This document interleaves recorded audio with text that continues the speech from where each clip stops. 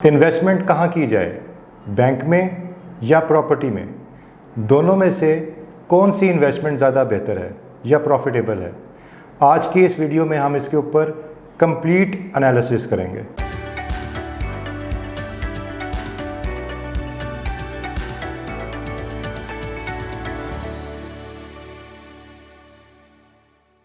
अस्सलाम वालेकुम व्यूवर्स, मेरा नाम अली अब्बास है। CTB प्रॉपर्टीज़ के प्लेटफॉर्म से आप देख रहे हैं हमारा YouTube चैनल। आज की इस वीडियो में हम एनालिसिस करेंगे कि इन्वेस्टमेंट कहाँ की जाए, बैंक में या प्रॉपर्टी में।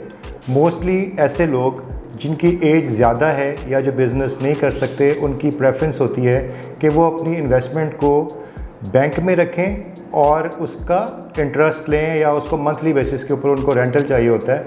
इस बेसिस पे वो ज़्यादा बेहतर फील करते हैं कि उनकी जो इन्वेस्टमेंट है वो बैंक में रहे। और ठीक उसके बरअक्स हम ये देखेंगे कि प्रॉपर्टी के अंदर क्या फ़ायदे हैं या बैंक के अंदर फ़ायदे हैं या नुकसानात हैं।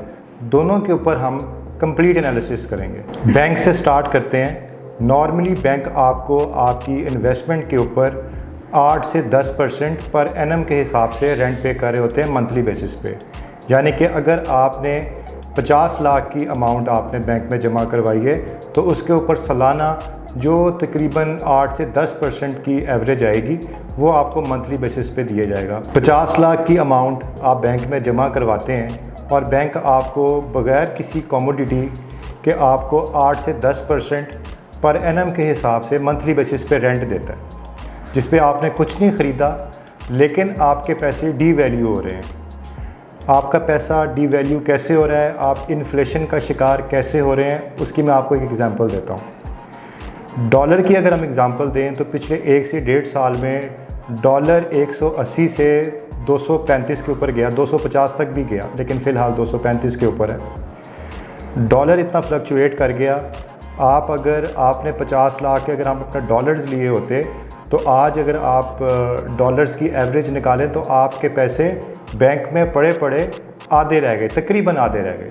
और आप मंथली बेसिस के ऊपर अपना रेंट तो देख रहे हैं कि आपको महीने का 50 लाख के ऊपर तकरीबन 40-45 हज़ार रुपया आ रहा है, लेकिन आप ये नहीं देख पा रहे कि आपके पैसे डी वैल्यू हो रहे हैं। जिसमें आपने अपनी अमाउंट के अगेंस्ट सिर्फ महीने का रेंट तो लिया, लेकिन आपको किसी किस्म की कोई कैपिटल ग्रोथ नहीं हुई, आपकी अमाउंट में कोई इजाफा नहीं हुआ। अनफॉर्चुनेटली आपके पैसे डिक्रीज़ हो रहे हैं। अब ऑन दी अदर साइड आप प्रॉपर्टी को देखें तो आपने अगर 50 लाख की या 60 लाख की कोई प्रॉपर्टी ख़रीदी हो, बेशक वो इंस्टॉलमेंट्स के ऊपर, और आपने उसके यकमुश्त पैसे दे दिए, तो आपको डेवलपर तब तक उसका रेंट देता रहता है जो कि 6 से 7% पर एनम होता है। तब तक वो आपको रेंट देता है जब तक वो स्पेसिफिक प्रॉपर्टी आपको डिलीवर ना कर दे। अब ये भी ज़रूरी नहीं कि आप हर किस्म की प्रॉपर्टी में इन्वेस्ट कर दें, इसके अंदर भी आपको अच्छी प्रॉपर्टी का चुनाव करना होता है। जैसे कि इस वक्त मैं बात करूं बहरिया टाउन में तो बहुत ज़्यादा ट्रेंडिंग प्रोजेक्ट है Q central grand mall and रेजिडेंसीज, जो कि क्यू लिंक्स का प्रोजेक्ट है। एक इस वक्त बहुत ज़्यादा लोग इसमें इंटरेस्ट ले रहे हैं और बहुत ज़्यादा मिकदार में उसकी बुकिंग भी हो रही है। तो जैसे कि एक उसकी दुकान की बात करते हैं, मिसाल आपको एक एग्ज़ाम्पल दे रहा हूँ कि आपने 50 से 60 लाख की दुकान ली, वो 4 साल की इंस्टॉलमेंट प्लान के ऊपर है, आपने उसकी यकमुश्त अदायगी कर दी, तो डेवलपर आपको 4 साल तक उसका 6% पर एनम के हिसाब से रेंट देगा। जैसे कि अगर 70 लाख की दुकान है तो आपको 35,000 रुपया माहाना रेंट आता रहेगा तब तक जब तक वो आपको डिलीवर नहीं होता।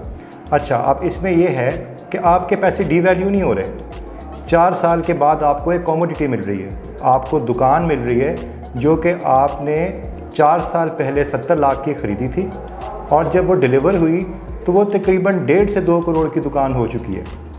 तो आपने अपनी इन्वेस्टमेंट के ऊपर रेंटल भी लेते रहे और जब आपको दुकान मिली तो आपके जो 70 लाख रुपए हैं वो डबल हो चुके हैं।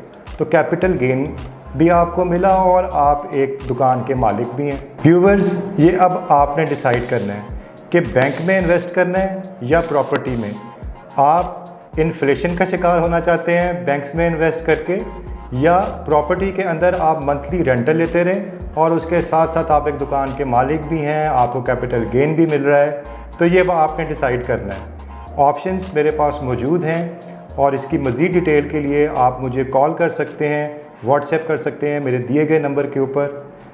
इजाज़त दें, अल्लाह हाफ़िज़।